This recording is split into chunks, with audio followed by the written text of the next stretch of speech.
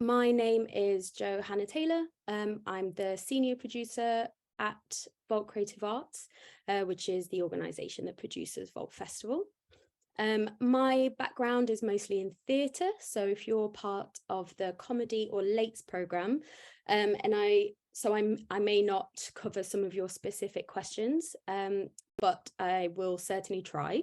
There's a bit of space at the end of this session for any questions, so if you want to hold on to them, I'll try and answer anything that isn't covered.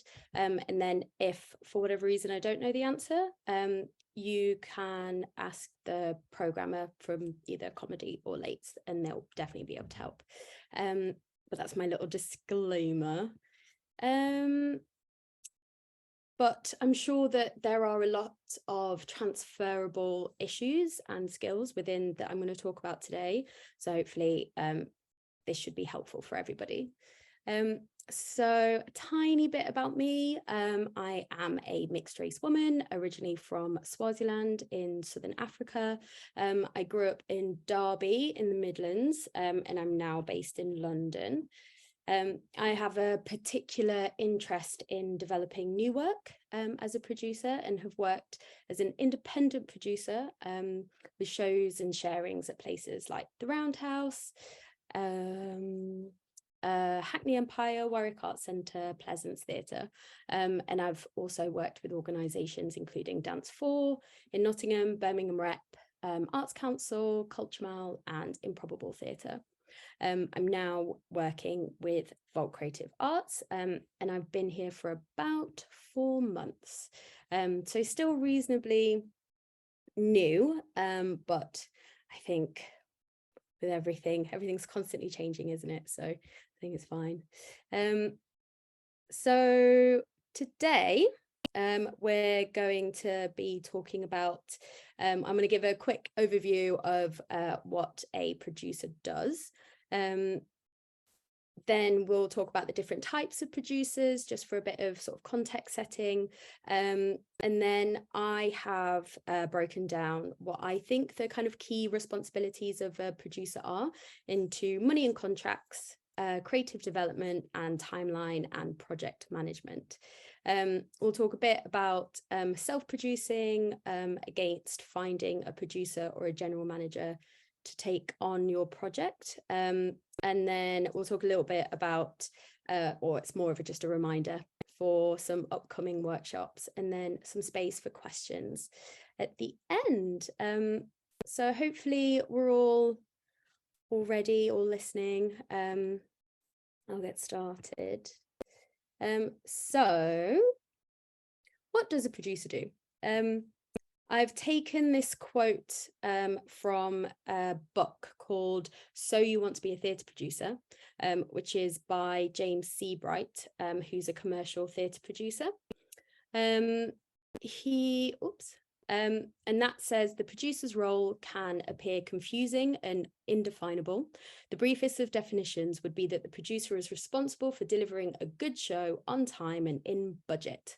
I think that's vague, but probably appropriately vague, because the sort of remit of a producer, I'm sure those of you will know this, but the remit of a producer can kind of shift and change depending on the size of the project or the show. But essentially they are the responsible person for the show. They're the person that is there to sort of just make sure the thing happens. So that might be more or less hands-on. So for example, on a smaller show, the producer may do everything from fundraising, booking the venue, organising the physical production and marketing the show. Or they might focus their time and energy on the beginning of the show, like finding the creative idea, building the team, fundraising and finding the venues. And then they might hand that over in most part to be delivered by a production manager, marketing, PR agency, all those sorts of things. But essentially they're the strategic lead. Sometimes they're also the creative lead, but they are the project's champion. They're the person who is going to talk about it in all of the events and networking and meetings that they go to, and just sort of get the word out there and find whatever resources are necessary for that project, because not all projects need the same resources. And so if we talk a bit about the different types of producers, here I guess it's good to say as well that this is all my opinion, obviously based off of a lot of experience, and I did read some books for this, but this is kind of within the context of my work and my experience. But I would say that the two different types of producers kind of sit in two different camps. So we've got commercial, who are going to be more driven by ticket sales and investors. And then we've got subsidized producers, which will be getting money from Arts Council and trusts and foundations. And so the commercial shows or producers might have shows that run for longer periods of time. They might be in larger spaces, they might have higher ticket prices, and all of that is to say because they aren't receiving any subsidy. The money that they get from ticket sales needs to recoup all of the money that's gone in that's been spent to create that piece of work. They're going to be more concerned by potential audiences, and so might have more of a mainstream interest, but not necessarily. And some examples are ATG and Sonia Friedman Productions. And then so kind of on the other side of the spectrum, the subsidized producers will might be in smaller spaces, might have more affordable ticketing, might have shorter runs, based off of the fact that maybe it's less mainstream, maybe there's less capacity for large audiences, and so the ticket sales are not going to get it to the point of recoupment or breaking even. So there's a need for subsidy. So that normally comes from Arts Council or trusts and foundations to kind of fill that gap. A lot of times now, there's a combination of the two. So people might co-produce with a producing house venue, might co-produce with a commercial theatre, and then that kind of gives you the best of both worlds, because you get maybe you get more of the kind of artistic quality and from the kind of contacts and networks and the experience that a producing venue would get in terms of developing new work, and then they get the kind of scope to be able to put it up onto a bigger stage and for a longer run. A good example of that sort of collaboration as well is in transfers. So a show might be put up on at Vault Festival and then picked up by a commercial producer and kind of transferred into the West End or a bigger space. Oftentimes independent producers will kind of sit along both of these, kind of straddle both sides of these. But yeah, so moving on to money and contracts. I'm going to quickly just look at your faces to see if I feel like you're listening, and it looks like it, which is lovely. So money and contracts is, I think, a pretty key part of a producer's role, a producer's job. And so it's oftentimes the producer's job to find the money though sometimes that job might be given over to a fundraiser or a bid writer. Sometimes the artists will have found their own money before they even find a producer, but we'll talk about that a bit later. And so, but oftentimes the producer will provide the target for that fundraising based off of the sort of budget that they've set for the show. So just to say that I'll also be running a workshop on budgeting, which will look at budgeting and a bit of fundraising as well, in a little bit more detail. And so that's going to be on the 22nd of November at the same time as this, so 6 till 7:30. And so for this bit, I'm just going to maybe just do an overview, but if you've got any really specific questions on budgeting and fundraising and money in general, make sure you come along to that workshop. But yeah, so we'll just work our way down. In terms of fundraising, also to say that this is definitely more of a a subsidized, focused slide. But hopefully it feels relevant to you and your work and what you're doing. And so in terms of fundraising, we've got a few key places where you might go to find your money. So we've got Arts Council England, who offer what's it called? Like an open application program called Project Grants. And they, for that, you can apply for either under £30,000 or over £30,000. If you apply for under £30,000, it will take 8 weeks to receive your decision. And if you're applying for over £30,000, it will take 12 weeks to receive your decision. I'd say Arts Council is really competitive. I think we all know that. And so if there's any chance at all to be able to give yourself time to resubmit, I think it's always good to give yourself that opportunity. But yeah, and I'd also say to make sure to read the Arts Council's 10-year strategy. It's called Let's Create, and it's all over their website. It's quite easy to find. The main reason for doing that is that there's a lot of jargon, I'd say, in the application process, that just reading the strategy will kind of help you figure that out. So it kind of is quite key if you're going to be applying for Arts Council funding. But if anyone's got any specific questions about Arts Council funding, I can answer those at the end, but just to give you a quick, very, very, very, very quick overview of that. And so you'll need to, if you're applying for Arts Council, you'll need to find match funding, at least 10% of your total budget.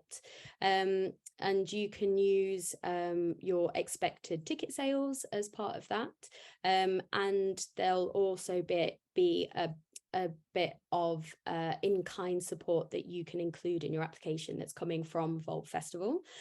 Again, I will lay all of that out in the budgeting workshop, but that includes things like this. So the time for the free workshops that are available, the rehearsal space that you get, or the tech space that you get, any kind of additional support, the sort of being part of the festival marketing plan as well.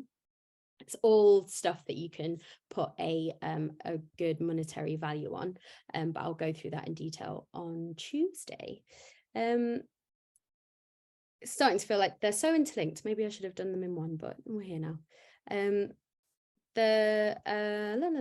so one last thing about Arts Council is that, like I said, it's really competitive, and only applying to just do your show might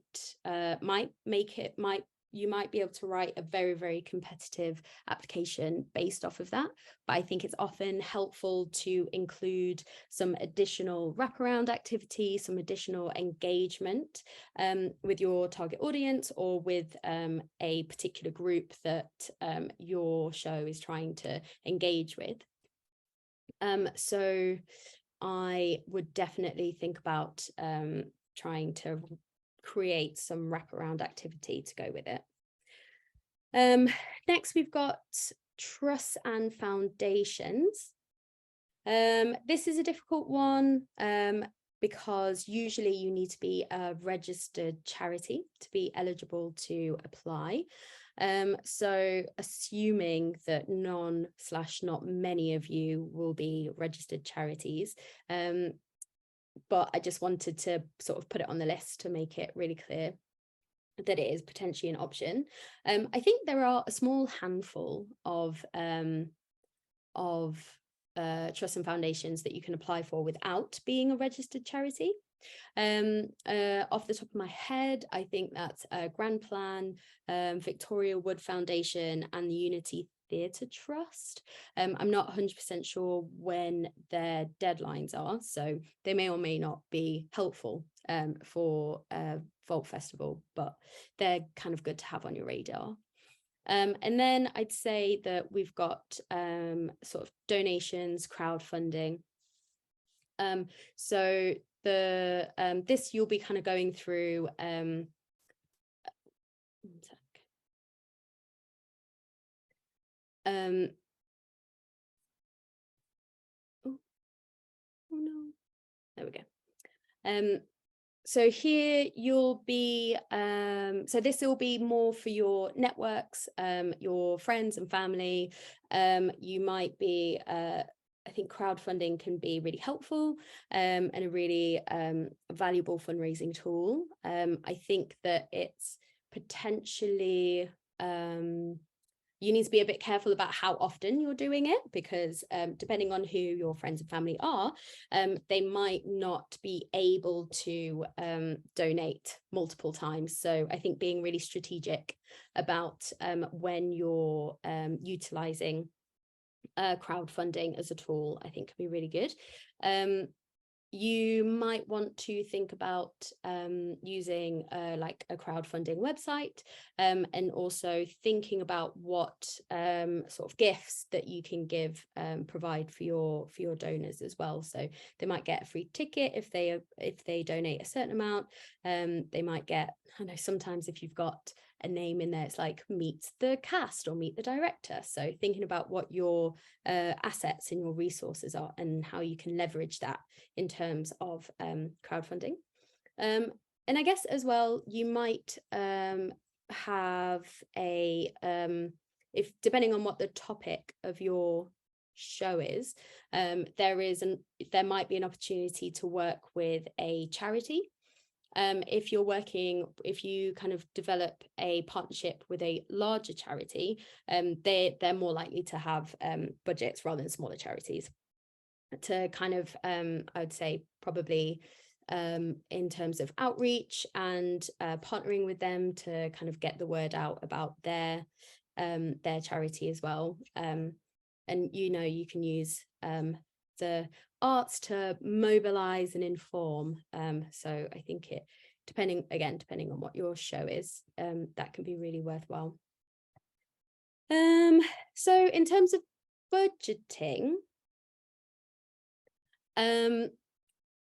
again, there'll be a workshop that goes into this in detail, but I just wanted to include it here because it is, I think, the key linchpin of producing. Everything kind of comes off of it. So but you're going to want to do your budget right at the top of the project, way before you're doing any fundraising. So I probably should have done these the other way around.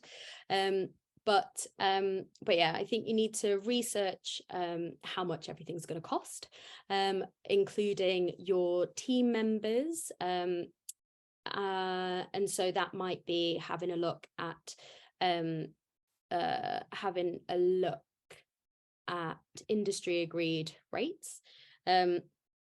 So a really good place to go for that is ITC, the Independent Theatre Council. You need to be a member to be able to access a lot of their really helpful resources. But one really good resource that is free, I'm pretty sure, on their website that you can just find, is their minimum rates for things like actors, stage managers, directors, movement directors. I think they recently, over the past year, added in producers as well, which is really great. I want to say it's £250 a day, but you'll have to double check. But yeah, I think it's good to properly do your research right at the top. Sometimes it feels really early to be putting exact numbers against things, especially if you're not starting for a while, and if you're creating a new piece of work as well. Sometimes it's really tempting to just put like a block of like production budgets, like £2,000 or whatever, without doing any real research. It can be really tempting, but then once you get to it, you're going to have to do the research eventually. So you may as well just do it up at the top to make sure that you're budgeting for the right amount. And so, but another way you could get those numbers is from conversations, speaking to, if you have an idea of the creative team that you're going to be working with, or the kinds of people that you want to work with, just speaking to them and asking what they normally charge, so that you can make sure that you're budgeting for the right amount and you're fundraising for the appropriate amount.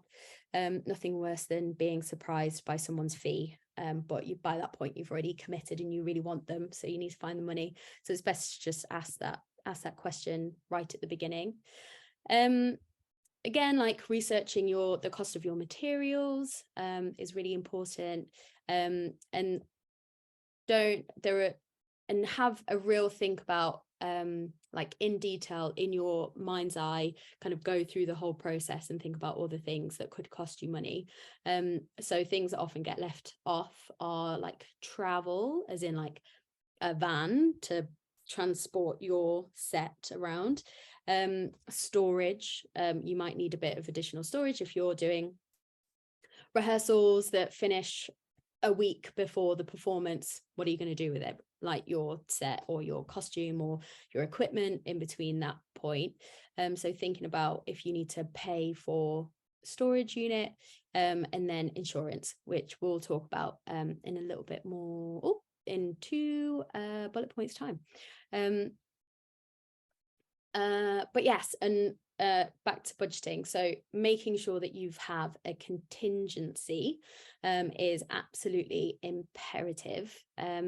So generally, or usually, this is around 5% of your total budget, but it's very, very, very important that you include it and try and protect it as well.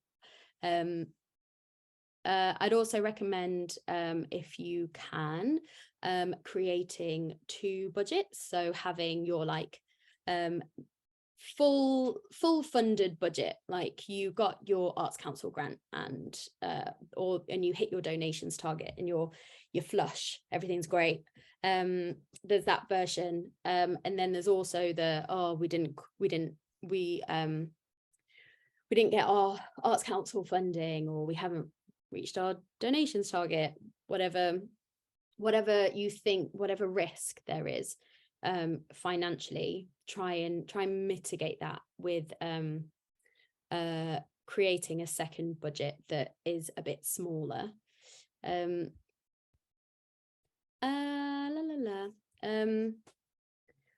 so so just in case that doesn't go as planned, you can still create a show that you are happy with and you feel proud of.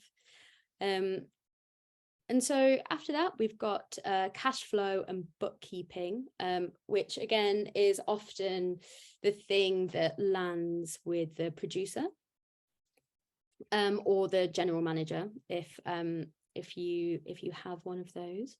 But this is just basically just keeping track of your money, the money that's coming in and the money that's going out during the project, so that you're never in a position when you don't have money in the bank to be able to pay someone. So I think a good thing for this to remember is making sure that you keep in mind when you're keeping this in mind when you're agreeing your payment schedules with your team. So for instance, oh, we've got something in the chat. Any recommended tools for doing this? Doing what for cash flow and bookkeeping?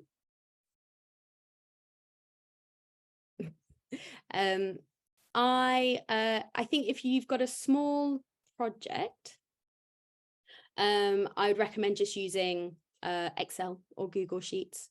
I wouldn't worry too much about paying money to use a software.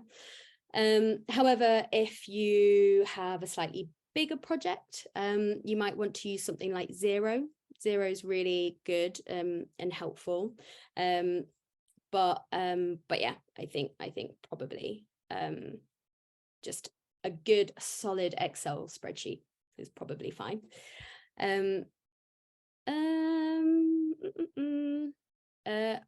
So I think this is where I was. So just thinking about payment schedules and cash flow. If you it's good to think about when your settlement will be paid out, and if you are relying on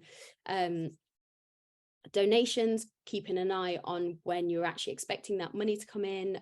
Also, always good to remember that Arts Council give you 90% of your grant upfront, and then you have to do a activity report at the end to receive the final 10%. So keeping in mind how all of those things add up, and whether that means that you'll end up with slightly less in the bank than what you've promised everyone. If you're saying all of your creative team get all of their fee on opening night, but actually you haven't got all of the money by that point. So just thinking about that up front, I think is really helpful. I think for I think Folk Festival is really great for sort of alleviating a bit of pressure on cash flow, because they, or we, offer services like, you can opt in on some of the marketing support, and you can use a Vault Festival technician on your show, and so things like that aren't upfront costs that then come out of your settlement right at the end, I think can be really, really helpful if there are ever any concerns about cash flow. Or you can just agree with people that you'll pay them a bit later, and let them know when you're expecting to receive all of your money. But I think just always pre-agreeing things like that, but we'll talk about that in the contracts and agreements section. Where else are we? So for theatre tax relief, I don't know that much about theatre tax relief, but I was watching the recording from this workshop last year and the question came up. So I just thought I would reel off what little I do know, just so that we're all kind of on the same page. But basically, it's a government incentive aimed at supporting theatrical production companies. So basically, you can claim tax relief on your corporation tax for any money that you've spent producing a live performance. So I think that this is only on any money you've spent up until the first performance, and not including any marketing spend either.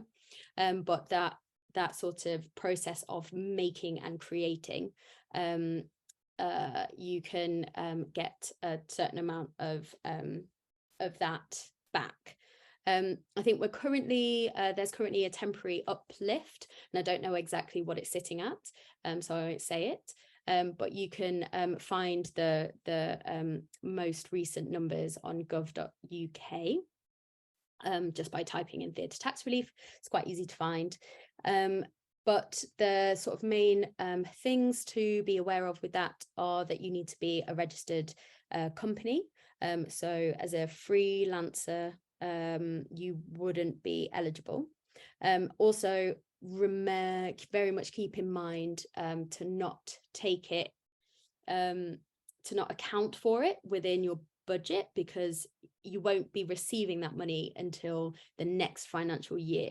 So it can cause some cash flow issues if you're budgeting for that money to come in, unless you're confident that you don't maybe it's your fee, so it's fine that it doesn't come until later. But I think it's just good to remember that. I've also heard that it's quite a complicated process. So if you have an accountant, or if you can get an accountant to do that process for you, I think it's probably worth it. And it's definitely, I think it's worth doing, because you can get like a good chunk of your sort of production budget back. But I think it may potentially not be so relevant for most of you guys, but I just wanted to kind of share it to make sure that we all knew that theatre tax relief exists. And then if it feels like that might be relevant, feel free to go off and do some research. You can ask me as well. I might know the answer, but I also might not, but I might be able to point you in the right direction of someone that has the answer, so that's good. And then so the final point in the money bit is public liability insurance. Basically, you need to have PLI if you're going to be performing to the public. This is in case anything happens during your performance and a member of the public is injured or something. So it's really, really imperative to have public liability insurance.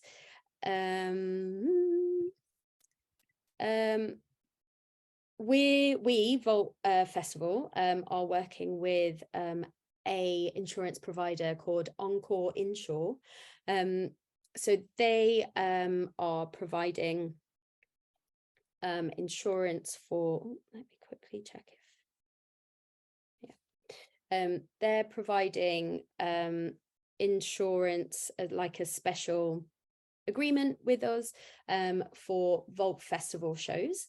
I think we're still waiting for the website that they've promised, but it's definitely available. If you have a look on the artist information page on our website, you'll be able to see a phone number in there. So if you want to purchase your PLI with Encore Insure, you can just give them a call.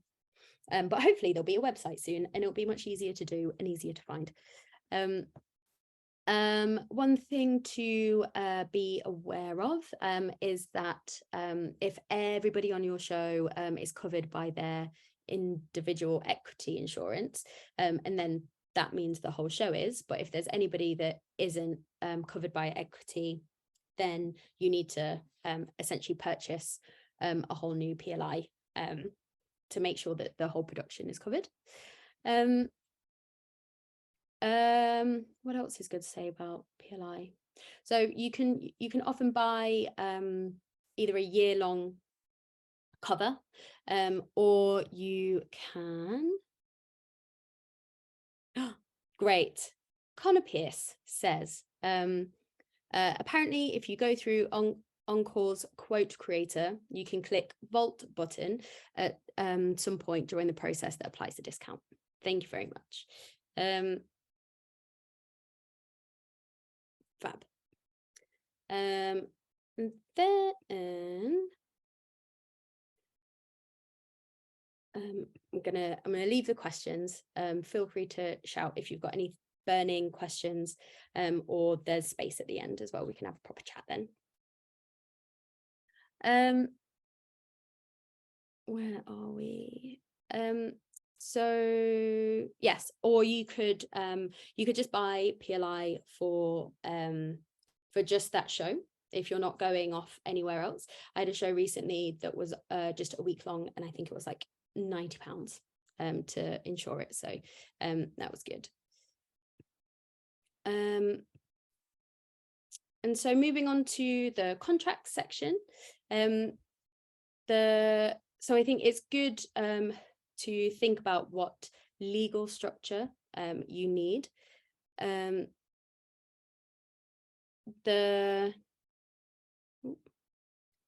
But depending on your project, you may need to, you might need to register as a company limited by guarantee.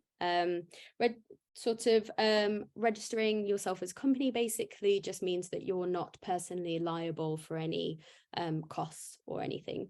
But I think for a show at Folk Festival, for a fringe sort of smaller show, it's totally fine to just do it as a group of freelancers. There is no real reason to go for it. I think one really helpful reason or benefit of being registered as a company means that you can set up a company bank account, and then you can sort of keep all of the money separate from your personal money, which I think it can just be really helpful for kind of peace of mind, I think, and lots of administrational things as well. But I think, so on lots of bigger shows, they might register the show as a new company. So you'll have like the Lion King Limited, and then so it has its own bank account attached to that. And then you might just close that company once the project has come to an end, and then you can set up a new one. It's very easy to set up a new company with Companies House. So yeah. Where else? So I think a good thing to talk about is contracts and agreements. I think it's really important to make sure that you've got an agreement with everybody that's working on the project. Having something in writing is really, really important if there are any disagreements or disputes later on in the project. This doesn't have to take the form of like a really long contract. It can just be like everything laid out very clearly in an email, just so that you've got something to refer back to, that you've both kind of agreed to, and you can prove that they saw that email and they read it and they agreed to everything that was in it. I think it's just very, very important to have everything down in writing, and it's kind of up to you how big or small you go with that. I think as well, or you can get sample freelancer agreements if you want to go the agreement route, from ITC again, Independent Theatre Council. I think that potentially that might be one of the paid for things, but if you need one, I've got some, so you could email me if you need a template. The freelancer ones are quite simple and easy to use. But there are kind of a few things that you have to absolutely make sure that you have agreed up front, just to make everybody's lives easier during and after the project. And I personally would say that those are the dates. I think when you can say exactly how much time someone's meant to be working on the project, it can feel a little bit silly up front, but I think rather than just saying that they've got like a thing that they need to deliver, it can be good to include like an expected number of days within that as well. Obviously the fees, saying how much this person's going to be paid for their work, and the payment schedule, just to be laid out in that. Sometimes it's a third on signing the agreement, and then a third on first day rehearsals, and then a third on opening night.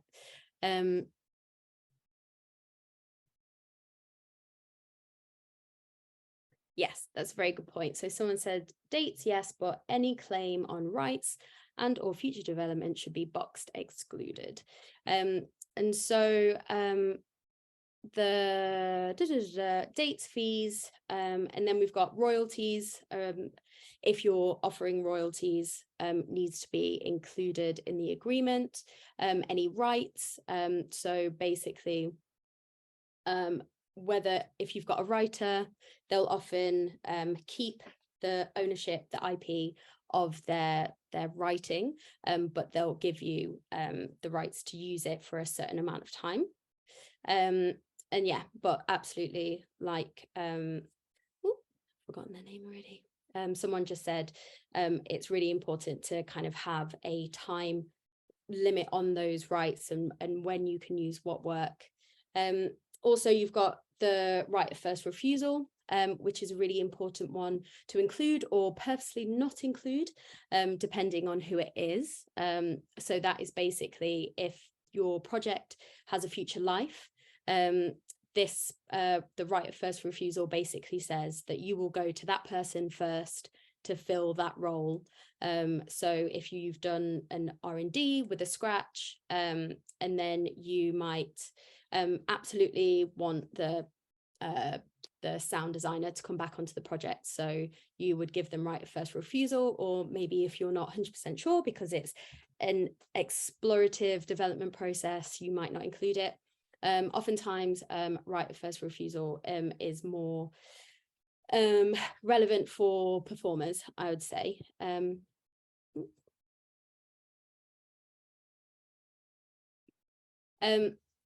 So and then you need to make sure that you've got any cancellation clauses, and again, future life. So really just thinking about anything that could come up in the future that you may or may not disagree on.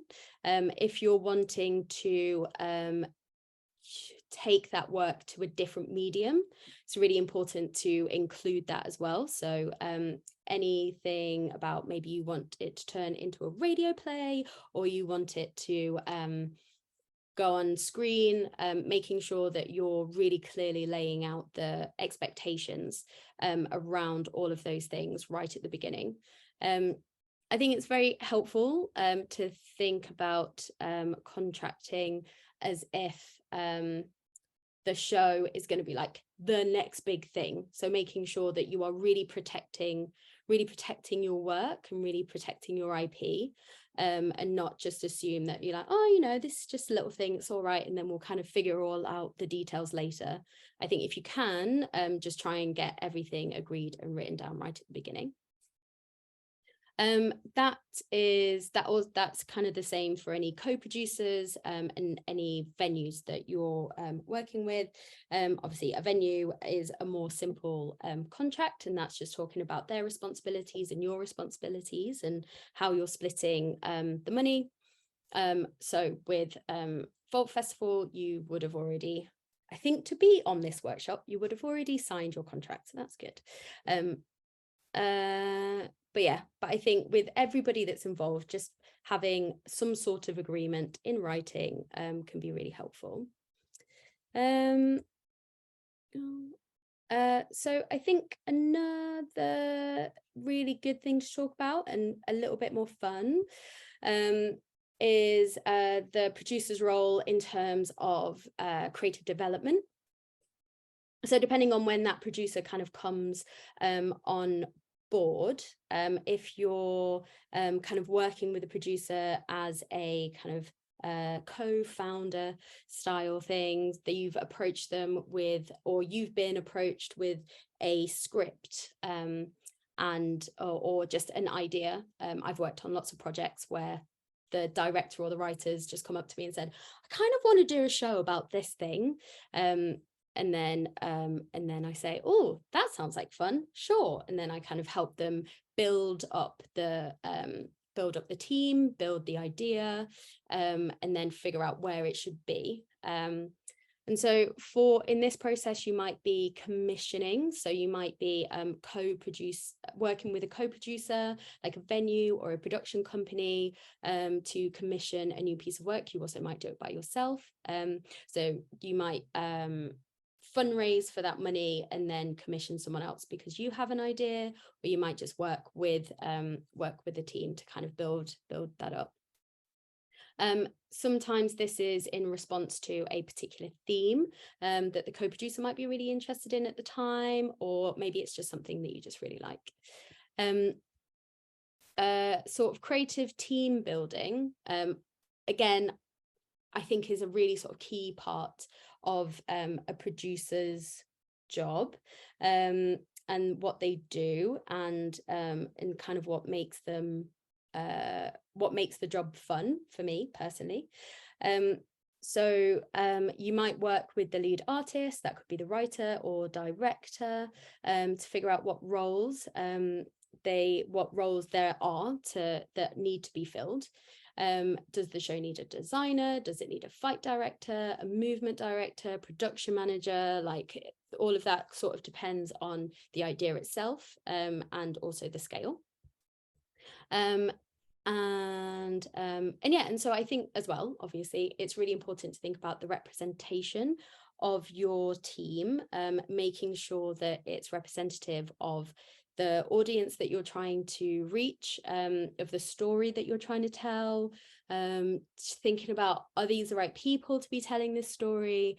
But yeah, I think that's a very, very, very, very, very important part of sort of creative team building.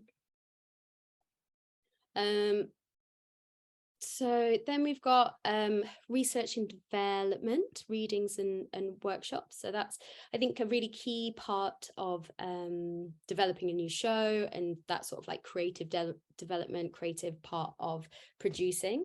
It's the bit that I really enjoy doing. So at that point, a producer might manage that full R&D process, including recruiting the team and managing the room, or they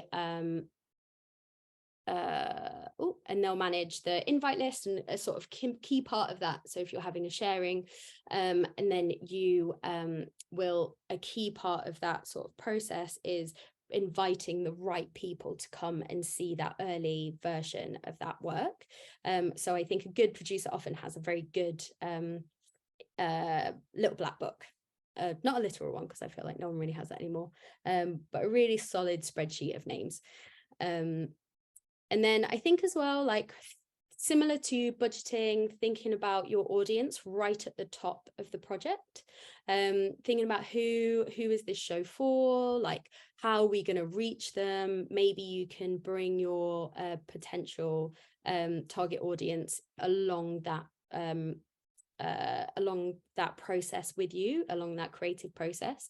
That could be, just with some social media posts, or maybe if you're able to get some interviews about the process, if you've got a particularly interesting kind of process.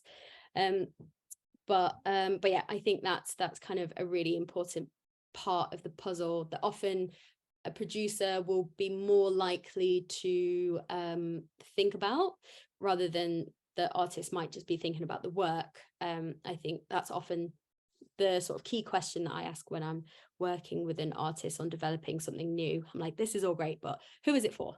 And where are they? And how do we find them? And how do we engage them effectively?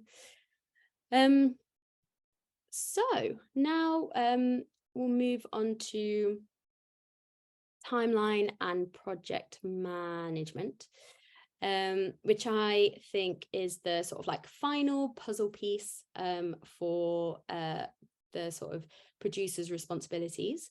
I'm sure I've probably missed something, but for me, these are the sort of kind of outline, top line responsibilities.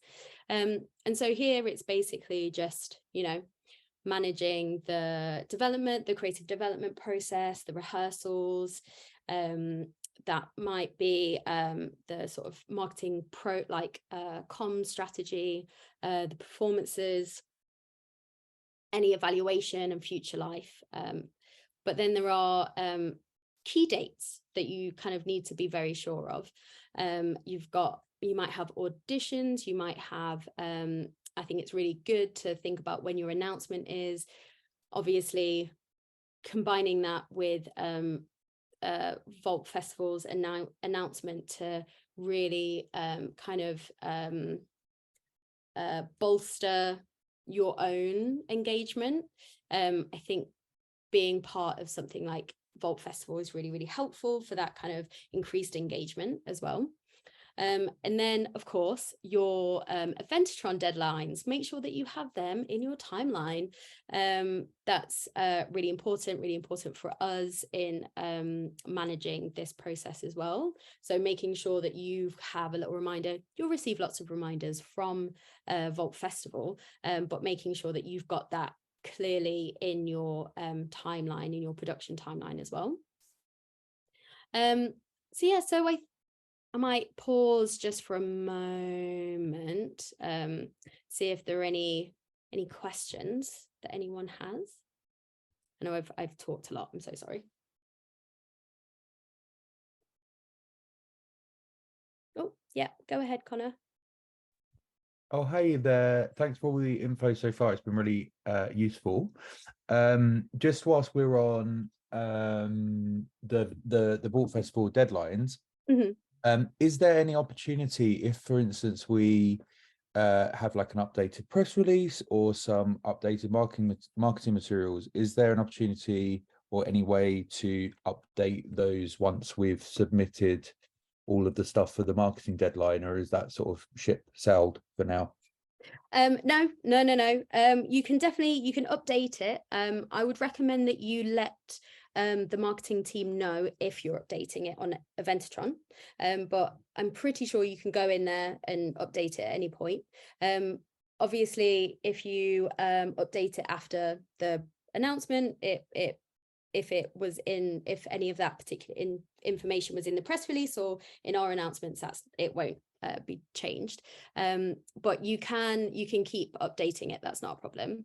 But yeah, like I said, just make sure that you let the marketing team know, and their contact details are in the key information pack. There's like a little table with all of your key contacts in there, so you can just drop them a line if you're making any updates after the fact. That's fine. Perfect, thank you. You're welcome. Any more questions before I carry on? Like I said, there'll be a little bit of space at the end.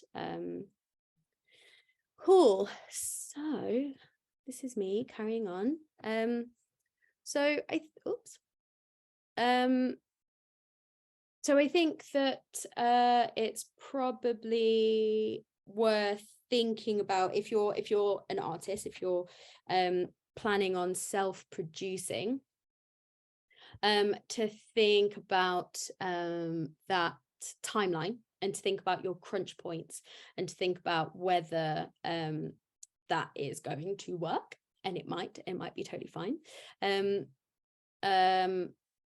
But you might want to bring on somebody to provide a bit of support for that process. And if you do, I think it can be really good and helpful to think about the difference between a producer and a general manager. And so if you decide that you want to look out and get a bit of support in getting your show up. So a producer is more often, you can think of them as more of a partner that you kind of share the risk of the show and risk of the reward with them. Oh, there's another question, 1 second. PLI wise, does your crew technician have to be covered as well as performer for the full show to be covered? Yes, they do. So everybody working on the show needs to be covered. So if you just buy PLI for the show, then that's kind of everybody sorted. If you use a crew or technician from Vault Festival, then you're fine, because they're covered under our insurance. But yeah, hopefully that's helpful. Thanks. And so where are we? So you might want a producer. You might think you want a producer, but maybe you want a general manager. And so the general manager is the kind of person that's just going to kind of really help hold things together for you, help manage the process, kind of, you know, sort out your rehearsal room and sort out the contracts and make sure everyone's being paid and all those sorts of things, keeping you on top of everything. It might get very difficult to be able to do all of those things and communicate with everyone and kind of make sure that everybody knows all of the deadlines and making sure that everybody knows what the process is, making sure everyone knows the address of the rehearsal room, all of those sorts of things. And so it might be something that you want to consider. And so just in case, I thought, or I kind of stole this idea from the previous workshop. Thanks, Sophie. But there are a few places where you can go to get to kind of find producers that you might want to reach out to. And so a good place is Stage One. They're a sort of, they provide training and bursaries for emerging commercial theatre producers. But as we said before, there are a lot of producers that kind of sit across both commercial and subsidized. And they have a great list of just lots and lots and lots of producers kind of within their networks. I was a Stage One producer at one point, so obviously I think they're great. But they also have a wonderful program called Bridge the Gap, which is what I was on, which is specifically with the intention to diversify the commercial theatre producers.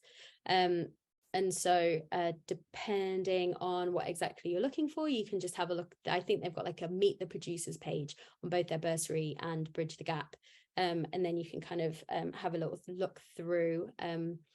So you can also maybe have a look or reach out via the MA Creative Producing courses. Mountview have one, which I think is really great, and Central has one as well. You might want to look at other shows a similar scale. So having a look at Off West End and the producers that have worked on those shows. Maybe checking out the League of Independent Producers, which is such a wonderful name, makes them sound like superheroes, but they are possibly slightly more experienced, more commercial producers, but like you never know. And then you've got SALT and UK Theatre, kind of similar to the League of Independent Producers, maybe a bit more experienced, but they might be a good list of people to find to like invite to your performance if you're really keen for the show to have a future life and maybe transfer. And so maybe that's like a real thing that you want to do. You want to invite other producers, other bigger producers, to come to watch the show in the hopes that they'll pick it up. We've got Vault Connect, which is a hashtag on which you can use on Twitter, which is a really helpful tool to kind of find people and team members to collaborate with at Vault Festival. So you might see someone posting something like, I'm doing this show on these dates and I need a designer, or I need a producer. There's also HD General Management, who are a new general management company that have just been started by Amina Hamid, who's a really talented producer. And so just throwing that in there as well. And so if you're going to be reaching out to other producers in the hopes to get a bit of support during your show, so maybe you're self-producing, but you realize that actually it feels a bit much, you're a bit busy, making sure that you're pitching yourself and your idea to them, kind of not just thrown out to everybody, looking for people that have an interest in the kind of work that you're making, and really kind of personalizing that pitch or that kind of introduction email to them, making sure that you're letting them know about the show, about what's special about the show, and then making it really clear on where you are on your development process, and what the payment structure might be. So maybe you can offer a fee, or maybe it's you need someone to help you fundraise, and you say it's kind of dependent on successful fundraising. So if you can raise money, then you raise your fee. some people are really happy to work like that, some people less so. It's kind of really dependent. But again, I think just having a really open and honest conversation right at the top of the project and being really realistic about what you want and what you want to achieve, I think is really helpful just for anybody that you're talking to. And then what do we have? So that's the end. I've left 25 whole minutes for questions, which we may or may not need. But I don't think there's any problem with finishing a little bit early.